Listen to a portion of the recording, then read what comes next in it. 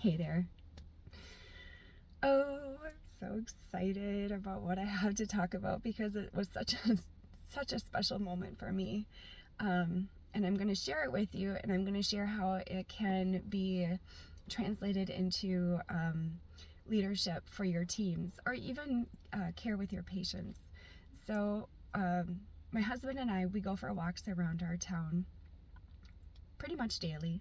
And our granddaughters live on our walking route. And yesterday, as we were walking our walk, we came up over the hill that leads down to the house that our granddaughters live in.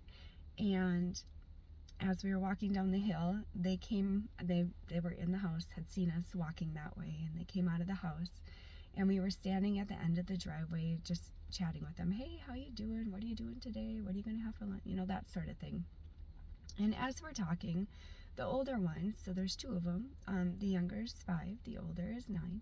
The older one sat down on the driveway in the cement slab area that is the transition from the cement of the driveway to the pavement of the road.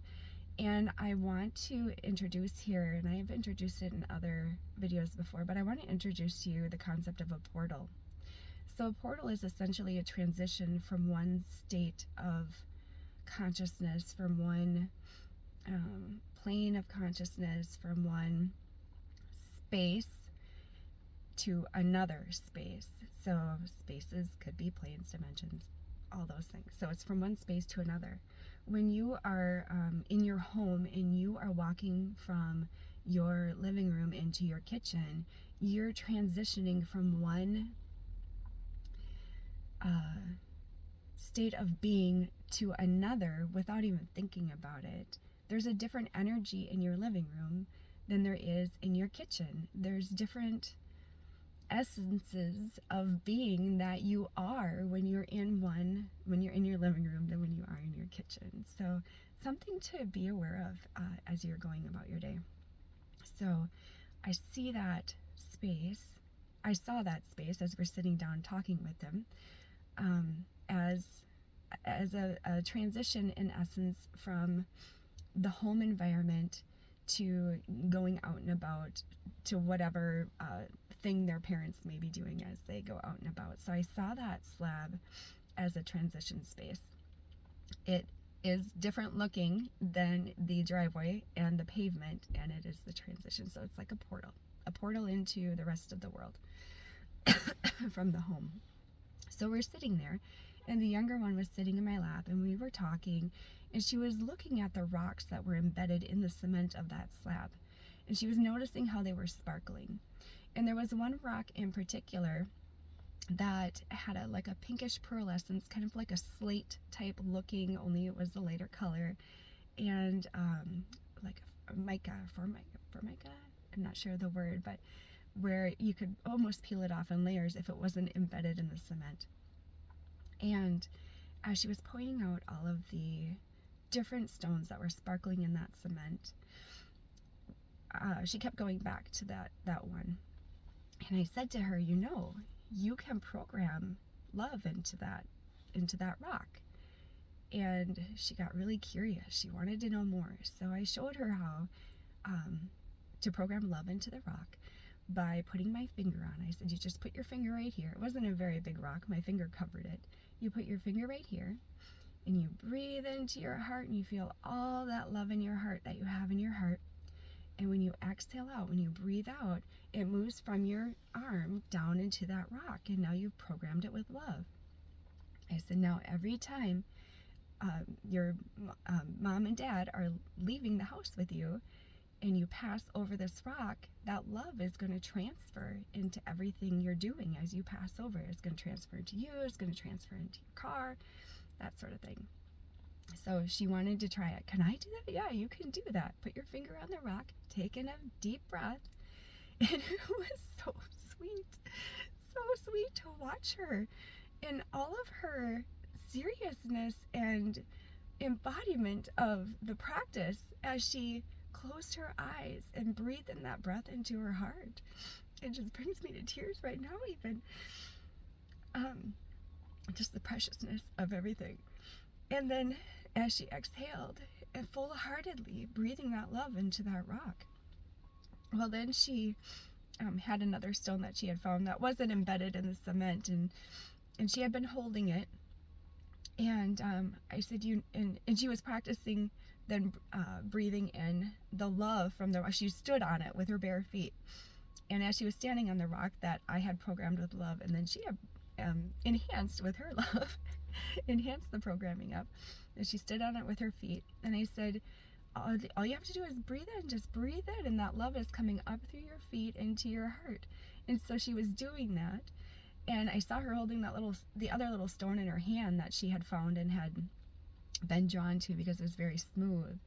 I said, and you know what? As you breathe out now, you've brought all that love through your feet up into your heart.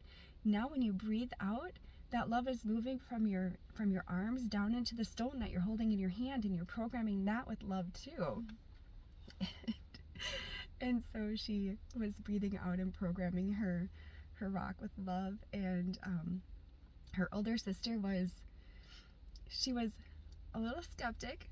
She's 9, right? And we're all skeptic. The older we get, the more programming we pick up,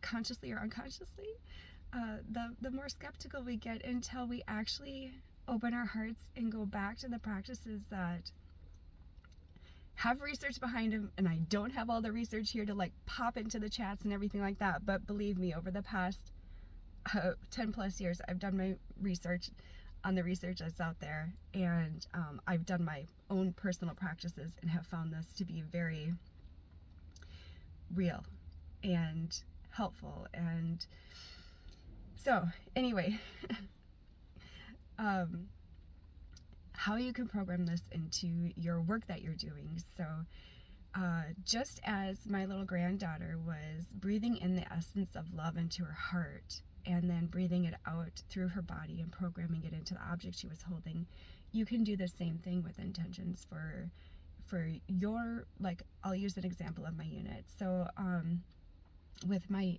unit, actually I'm gonna use a different example. So I want to go back to the concept of portals. So you can gather the essence of teamwork. Gather the essence of teamwork in your heart, and as you, in your mind, in your thoughts, you can then program that essence into the portals of your workspace. So one of the portals may be the doorway into the building of your work.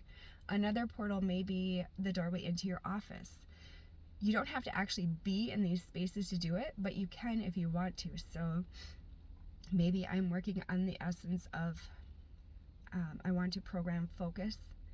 I'm trying to think of a good way to capture the words that capture the essence. Grounded, focus, and clarity as I move through my day. So as I say that, those words bring up a feeling inside of me, and that is what I want to have as I'm working through my day to help best support my team. So I'm feeling that in my body. Now when I unlock my office door, as I go in here, I can hold the knob of the door, or I think it's a handle actually. I can hold it and I can breathe that essence out into that doorknob. So every time I'm touching that doorknob to enter my office, I'm automatically, again, capturing that essence and that energy of that clear focus throughout my day. A way I do this for my team is I will program the coffee pots. So every time a pot of coffee is brewed for the next shift, I like to program it with teamwork, the essence of teamwork, professional discernment and teamwork practice, and so many things that I program it with. They just all come into my head at once, and I have to figure out how to filter which one I want to say. So anyway, that is an example of multidimensional leadership. You could program your patient's water. So if you're providing bedside care, I used to do this all the time, and I know I've talked about it in previous videos I've created. But as I'm filling up the pitcher of water for the patient, maybe they are feeling very drained and exhausted.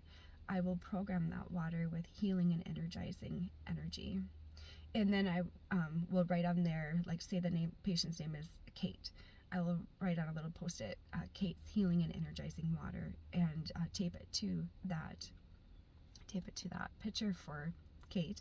And then when I would bring it to her, I would say, I have your water for you, and how did I say it? It's been so long since I've done bedside care. I programmed it with some good intentions for you, or some healing and energizing intentions. I never once had a patient upset over that, and I actually had patients or family members of patients come into the hospital after the previous patient had been there and I'd programmed their water, and they still remember that. They still remember the feeling that they got from that and the care they felt from that. And always when we're programming intentions, it is always for the highest good. Maybe that day that I programmed the coffee pots, maybe teamwork isn't exactly what is needed in that moment in order for learning and an expansion of learning for somebody to occur. So that makes sense. We're always programming for the highest good. Okay. Have a great day, guys. Bye.